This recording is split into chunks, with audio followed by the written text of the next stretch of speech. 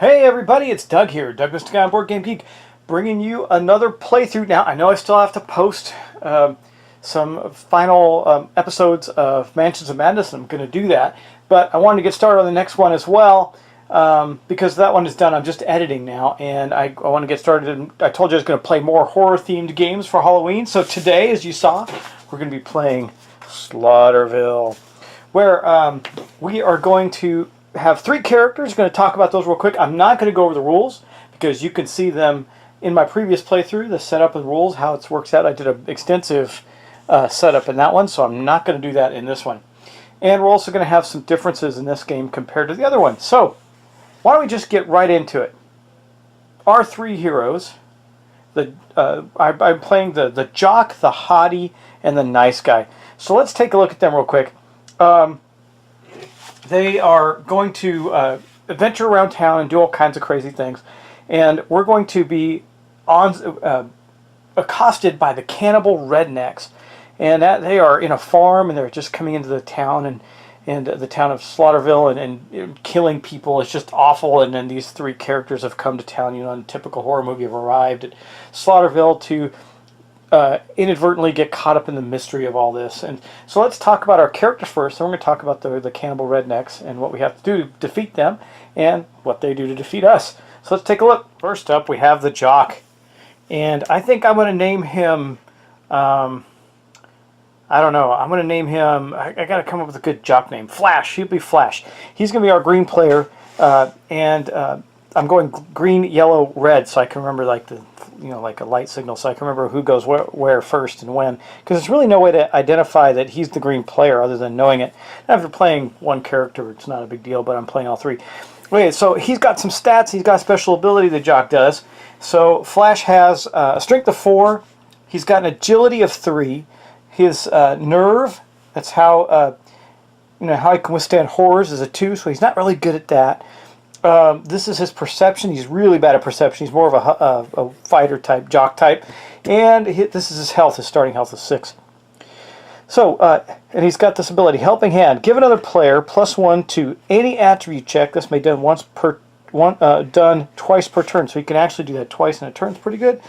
You can't kill what you can't catch. So he's a jock. He can run fast, get away. He's got a high agility. Okay, that is the jock. Next up, we have the hottie. I'm going to name her Megan, just because, Megan Fox, she kind of looks like Megan Fox. So I'll just say it's Megan. She's got a combat of 2. She's got an agility of 1. She's not very fast. She's really resistant against horrors with a 3. She's got a low perception, and she's really tough with a health of 9. I mean, that's pretty crazy. But anyway, she's got more health than the jock does. It says, hey, come here. During combat, you can move another player to your current location. That player must enter combat for you. Hey, I have something for you. You want it? Yeah. Okay, let's move on and look at our last character. We have the nice guy. He's the one that's going to die. You know that. It always works out the way. I'm going to try not to kill him, but we'll see. And he's going to be our red player. I'm going to name him, let me see, I got Flash, Megan, and Ben. How's Ben? Okay. Ben, the nice guy. He's got a combat of 2, an agility of 3. His nerve is 2. His perception is 2, and his health is 7. That's not too bad.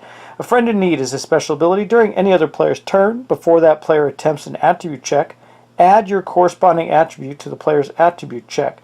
This can be done once per turn. Now, you can't just do these. You have to spend clues, and we have to gather clues by exploring locations. So it's not as simple as just saying, I'm going to do this special ability. You have to have clues to be able to do it with. Those special abilities are all tied to that mechanic. So that's Ben, and that's going to be the end of those are our 3 characters we're going to be playing with that have come to Slaughterville to enjoy, relax in a cabin in the woods near the little town where there's a general store and a residential neighborhood and close by prison. We'll get to the locations in a minute, but let's talk about our bad guys. Here are the Cannibal Rednecks. Now, they start off with a strength of 3. This is their 3 dice for their strength, and that's an easy way to keep track of. Just keep adding dice to the pool. They get 1 for each captured ally because they're going to be capturing people so they can obviously eat them. Okay, so it says, it is that time of year when families get together to celebrate their shared relationships.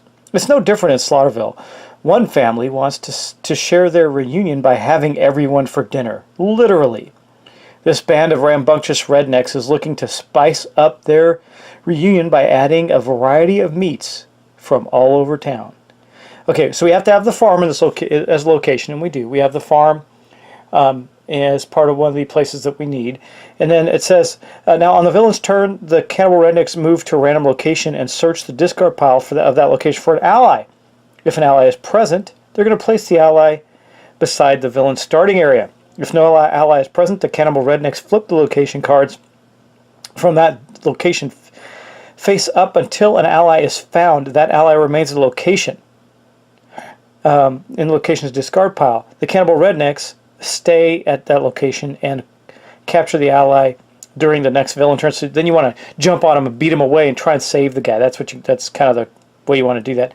When the Cannibal Rednecks succeed against a player during a single combat round, the Cannibal Rednecks will not only deal damage but also capture a random ally from that player. So if the player has an ally, they've got to be careful.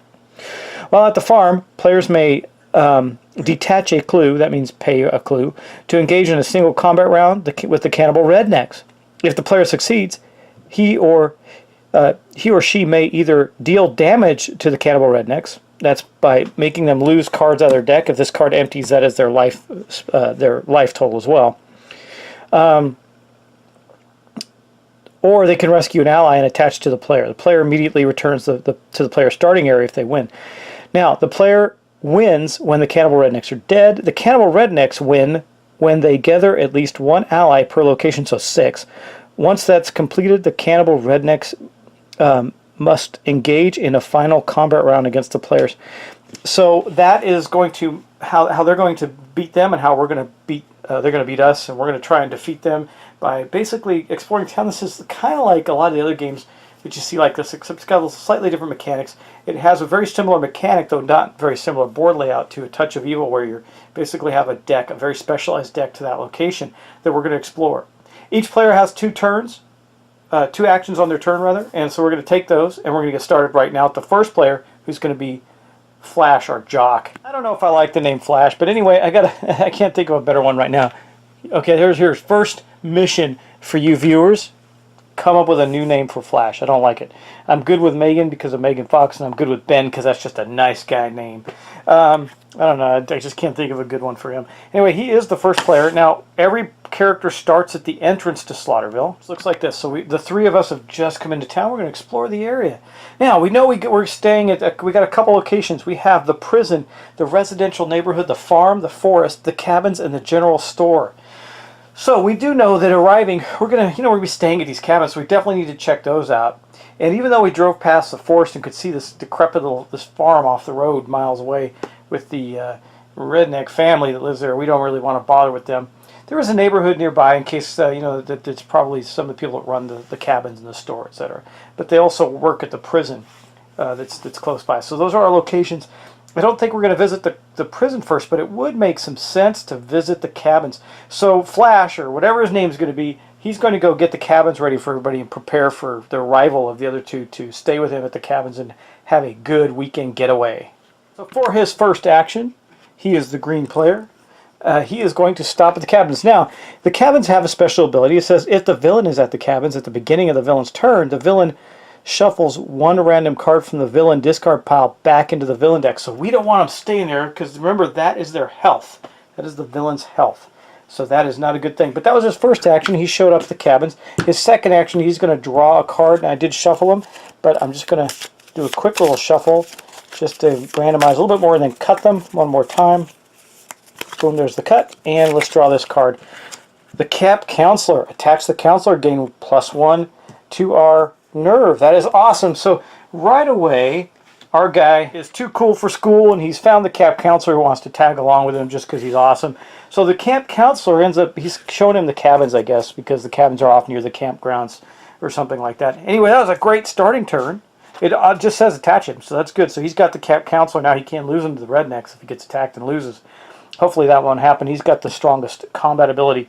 But that does end his turn. So now we don't alternate. We don't go back and forth. We take all of our players' turns, then we take our enemy turns. Now Megan, she comes into town. She just watched Flash head off to go check out the cabins, and she's thinking about what she's going to do. Now what she can do is she can move, which is important, which is what we're going to do first.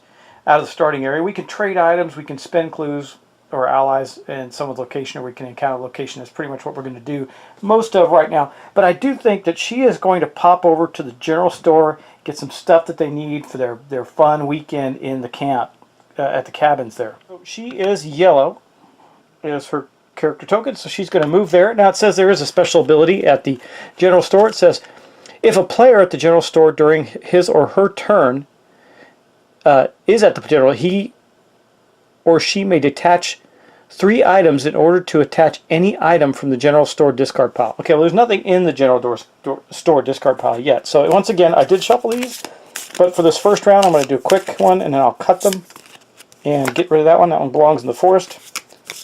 And then cut and go. Okay, what do we got here? On-screen, off-screen teleport. Well, this is kind of like a horror movie, right? This is a villain event. Move the villain to your current location. Engage in a single combat round with the villain. God, what a horrible, horrible start. Okay, so I got to get the... Where's the villain? I'm missing the villain token. I got to grab that. Hold on. Bomber. So here comes the villain to the general store. So right away, Megan is accosted by these 2 redneck guys that come in. They're all scraggly and they smell bad. They haven't taken a shower in days. They start accosting her in the general store, and she breaks out in a fight because she's not going to take that nonsense from anybody. However, they have 3 dice to her 2 dice, and she doesn't have any way to do that. But you know what she can do, and she's going to do... Now, she has no clue. She can't spend her special ability. That's too bad. Okay, well, we're going to get the dice tower out, and we're going to roll and see how she does against the cannibals. All right, here we go. Come on, Megan, let's do it right. There's the dice. We're going to roll them. Boom. What do we get? Well, that was actually really good. So let's talk about successes. The success is a 5 or a 6. So the villain got 0 successes, and our hottie got 1 success. So what does that mean? Well, I just want to review something, make sure, because she did 1 point of damage to the villains. I just don't remember if they leave the space. I think they do go run off to the farm. But that does mean that the villains lose a card to the discard pile, and it was their Sicken Boy Animal event card. That's good. I'm not going to read what it does because we're not going to get to play it right now, but they did lose 1 of their health for doing that. Let me just look up something really quick. I want to make sure. I think they run back to their farmstead, but we'll check. So yeah, she chased off the cannibal rednecks from the store, but we didn't get to buy anything. We were too busy dealing with their nonsense. So that was pretty good, though. They did lose a card. That gets us 1 little bit closer to winning. Okay, so that was her second action, so that also then ends her turn. So we're going to move on to now Ben. Good old Ben doesn't know anything about Megan getting accosted by the rednecks at the general store, so I think he was going to go wander around the forest a little bit, just scout out the area around the cabins, see what there is to see, and he also wants to see if he can check out that prison on the other side of the forest, but first he's going to take a look around the woods. The good guy that he is, he's out collecting some trash and doing some recycling out and around the cabin. I want to shuffle this up because that card was stuck in the wrong deck. Okay, so we're going to do that. We're going to cut. Boop, boop. And then we're going to draw the first. Oh, so first off, he does move to the forest. Now, the forest special abilities, if a player escapes from combat while in the forest, he or she must move to a random location instead of an adjacent location. So normally when you can run away to an adjacent location, but in this case you got to go to a random one because the forest is wild and unruly. Let's see what he gets. Safe for now. Place the safe for now in your inventory. You may detach safe for now to escape from combat. So Ben has an automatic escape from combat. That's a pretty good first turn for him. That is awesome. Okay, well, so that comes down to the end of the player's phase. Now we're going to go to the villain phase. 2 things are going to happen in the villain phase. First, we're going to perform the villain turn ability. Now, if there's a player at the villain's location, there's not, then the villain engages in a single round of combat, and then we draw an encounter card. So the first thing we're going to do is their special abilities. We're going to roll a random location on a 6-sided dice, and we're going to see where they end up. So I'm just going to take a die, and I'm going to roll it. They're going to end up at they went to the prison. So let's go to the prison. So the cannibal rednecks have popped over to the prison. Now the special ability the prison says as a player is at the prison, he or she may detach an item to gain half of its bonus rounded up to any attribute for the rest of his or her turn. I don't know if that's any good or not, but we'll see. We'll see how that plays out. So once again, now the rednecks have stopped there. They didn't see anybody readily, so they're going to start looking to see if they can capture one of the prison guards for a good meal, something along those lines. So we're going to draw until we get an ally, or is it an ally? Okay, cannibals move to a random location and search the discard pile for an ally. Yeah, so it's just an ally until we draw an ally. Okay, that is not an ally. That's the prison commissary. Head count is not an ally. It's an event. An event to the whole. That's bad, I'm sure. Here's an event ally, the widow maker. So I don't really care what this guy does right now. It may come into a point later, but he is an ally. So they have captured an ally from the prison and taken him back. Well, actually, no, they didn't. He's here. They know he's here now. They're going to stay there and catch him next turn unless we run him off. Okay, now again, there's no combat to be had, so we don't worry about the special ability. They're not at a place with another player, but we are going to draw one of their cards now. Okay, let's do this. Let's see what we get here. Boom! Oh, God, have a snack. They're eating somebody's hand. That is just horrible. By the way, this is a horror game. Don't forget. Okay, it says, choose a random location. The cannibal rednecks choose an ally from the discard pile. Remove the ally from the game. The cannibal rednecks heal 1d6 damage. If there is no ally at the location, choose another random location until an ally is found. Well, there's only one ally on the board, so I guess that they're going to have to go to, I mean, they're going to end up going there because the only place they can go, well, let me just, yeah, choose an ally from the, if there is no ally at the location, choose another random location. Well, there's only one place they can go, so I'm not going to keep rolling. They're just going to go to back to the prison where they're already at. They're going to take this guy, and they're going to kill him. So he goes out of the game. He's not in the game anymore. However, the one card, the damage that we did to them, is going to go back, shuffle back into their pile. Because I can't roll less than a 1 on a d6. So they got the 1 damage back that we did to them. That's how this game goes. And then this event goes into the discard pile. Alright, well, yeah, that was pretty rough. That was a rough card for us. That was the first turn, so we ended up really not a lot happening on that first turn. However, we are going to move the first player marker over to Megan.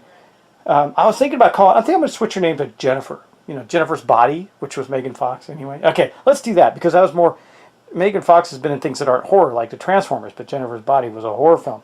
So we're going to do that one. That'll be fun. Okay, so so far it's Flash, Jennifer, and Ben. Okay. All right, now we're going to get to it, and we're going to start with Jennifer. She is already at the general store. I don't think she wants to leave there yet. She's going to stay there. I almost missed something really bad, and that is Jennifer got a clue when she also got a clue when she beat the guy at the general store, so she gets to do that as well. But let's take her turns now. Okay, for her first turn, she's going to draw a card from the general store. It says Zombie Stock Clerks. Undead. Okay, we're not getting any good stuff in the general store, that's for sure, right? A shuffling sound causes you to turn around. A small horde of uniformly dressed undead is stalking towards you. Fight your way free. Zombie stock clerks have a combat of 4. Wow, that's pretty rough, guys. Combat of 4 against her 2. She doesn't really, well, she does have her special ability now. She could draw the jock in to fight for her. I think she'll do that. She's going to actually spend her clue to use her special ability. She doesn't want to take a bunch of damage yet. Even though she's got 9 health. Maybe I'll just fight him. I'm just going to fight him. Take it back.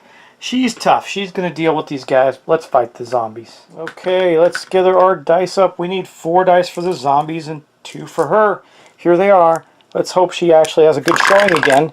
Well, not really, but she did 1 and they did 2. So she's going to take 1 hit of damage. Boof. Now, I think when you fight a card and you lose, you just lose. You don't go, you have to run off or anything. I'm going to double check that. I'm trying to remember some of the rules. I haven't played in a while. But she does take a damage, and so Jennifer took a hit from the zombies, and then I don't know if we keep going or not. Let me check that out. So yeah, we are not done with the zombies yet, and we didn't do any damage to them. So I think it's in her interest to run away. That would be a good move for her. So I think what we're going to do is she has to make an agility test, because her agility is Oh, it's only a 1. Pretty rough. She can still use her special ability and call in Flash to fight for her. She may just do that. I think she is, because she's going to get beat on pretty heavily here. So she uses her clue to use her special ability. You can see it here, and it says, "Hey, come here. During combat, you can move another player to your current location. That player must enter combat for you." Okay, so we're going to do that. Here comes our guy, Flash. He's going to jump in and fight. Now remember, he's got this guy with him, but this guy's not going to help unless he needs to make a nerve roll. So it's going to be 4 to 4. That's pretty good. It's better than it's better than it was against her. And we're going to see if he can drive back the zombies. Okay, 4 to 4. Let's see if we can do it. Oh, look at that. Wow, he did actually do well against him. That was a 4, actually. So he got 2 hits to their 1, so he did a point of damage to the undead and defeated them. He defeated the undead. So he now gets a clue, if I'm not mistaken. I'm going to look just to be sure. If the player either escapes the combat and the enemy is not killed, or... Okay. If the player loses, no. If the player succeeds versus an enemy success, the enemy would take damage. The player show the damage. Yep, okay. Well, the zombies don't have particular damage. They just fight until, I guess, until they get hit. All right, let me just read this a little more clearly. I want to make sure I do it right, and then we'll get back to it. Yes, so for each successful combat encounter, we do gain a clue. Now, Flash is now at the general store with our girl, Jennifer. That was her first action, actually. So, as for her next day, she took a wound, but he is fine. He drove off the zombies, beat him down. She's going to stay there and try and see if we can find some stuff. What has happened in this town has gone crazy. Luckily, Flash was nearby at the cabins and was coming back to town and heard her screams from the general store. Okay, so for her first action, or second action rather, she's going to draw another card to see what we get. Sledgehammer. In the hardware store section rests the mammoth of damage and destruction. You pick it up and feel safer for having it. Attach the sledgehammer to gain a +2 combat, and you may re-roll up to 2 dice. Sledgehammer counts as 2 equipment cards. Okay, well that's fine, because that is a great weapon. So our girl's got the sledgehammer. She's knocking it out. She got some stuff now. She could have beat the zombies' heads in now, but that's okay. Anyway, that is going to end her turn. So we're going to move on to Ben, who's still wandering around the forest. Okay, so Ben was not a part of all this craziness going on in the general store. We've already, I think the rednecks hustled these zombies into the room after they fled, but it was terrible. Now we're going to go back to the forest where he's going to continue to look around there. He really hasn't done anything there yet. Okay, here's Ben. His first action, he's going to explore the forest and take a look. He found a trapper. It's an event ally. Let's take a look at it. Okay, the trapper. It says, while out checking his traps, this man was attacked by coyotes. He managed to fight them off, but not without getting injured. Make a nerve check to heal his wounds. You may also detach an item that can be used to heal in order to help him. If you succeed, or if you detach a healing item, attach the trapper. He gains you +1, whatever that is, perception. So let's get the dice roller out and see if we can get the trapper. Good old Ben he doesn't have a lot of nerve. He's only got a nerve of 2. Let's hope he can roll a 5 or 6. Otherwise, this guy's going to go into the discard pile. We know that's bad with the rednecks around. He did fail. So in the trapper, he had to leave the trapper there. He couldn't do anything for him. He was too afraid of the grievous injuries, and he left the poor trapper in the woods. All right, that is the end of Ben's turn. So now we're going to go to... no, he's got one more action. I think maybe he'll stay there. I don't know. Let me think about that. Well, I think Ben is going to continue to poke around the woods. He's really feeling guilty about not being able to help the trapper, so he's going to look again. He finds the Scoutmaster. Okay, let's take a look at the Scoutmaster. He was out planning for his trip with the troop when he got lost. Make an observation check, or perception check, to lead him out of the forest. If you succeed, attach the Scoutmaster. It gives you +1 nerve. That'll be good for Ben, so let's do that. This really isn't any better for Ben. He's only got a 2 perception too, so let's see if we can get it. Wow, he couldn't have failed that anymore. So he had a chance at 2 allies in the forest and lost both those opportunities. So that is going to be the end of his turn. That's also going to be the end of the player's turn. So now we got to do the rednecks. That's not good. All right, let's go do that and see what happens. So normally the rednecks would have stayed here at the prison and collected this dude and taken him back, but he got killed and eaten right there at the prison by the cannibals. So they're going to move to another random location and look for an ally. 3. Well, guess what? That's 1, 2, 3. That's going to be at the farm back at their homestead. So let's see. I don't know if they're. Well, I guess they're allies there. Let's check. Don't see anywhere on their card where it says they can't explore their own location. But let's see. So there's an event, the scarecrow, an event, animal, an event. Oh, we're getting all the clear. Oh, poor Blue. Old Blue. Old Blue got taken by the...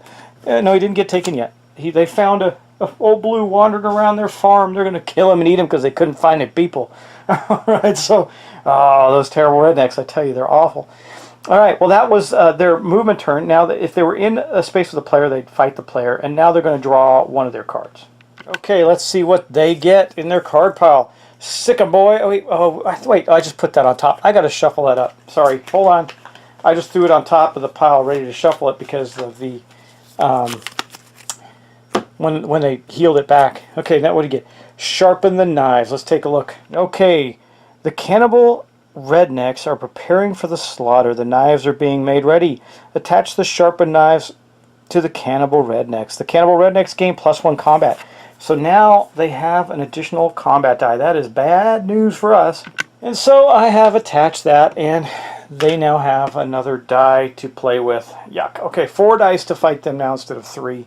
They're getting a little tougher, but that ends their turn. And that's going to end this session. So we're going to get together again soon. I'm going to keep playing this. I'm probably going to get it all done over the weekend, play the whole game, so we can move on to yet another horror-based game. Hope you're enjoying this. Slaughterville is a fun little game. It's kind of crazy and chaotic like some of these types of roll and move type games are, with a lot of dice rolling and luck and good luck and bad luck, and we'll see how it goes for us.